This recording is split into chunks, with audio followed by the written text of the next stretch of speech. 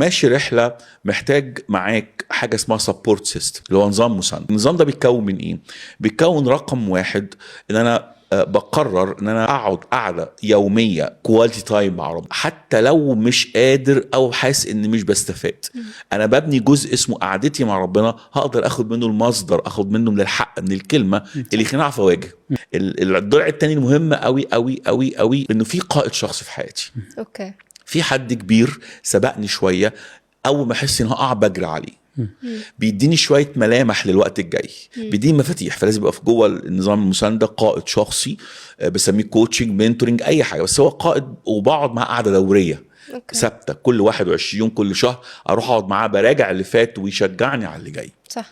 الضلع الثالث بقى شريك، صديق ليا قرر يمشي السكه دي زيي، والصديق ده بيبقى متواجد معايا اغلب الوقت، يعني عارف اوصل له بكل سهوله، فاحنا متفقين ان احنا نمشي سكه زي كده، فبالتالي نسند بعض. اخر ضلع ده اهمهم جسد، مجموعه، جروب. وجود سبورت سيستم بالطريقه دي هيقدر يساعدني ان انا امشي السكه دي مع اي تحديات تقابلني.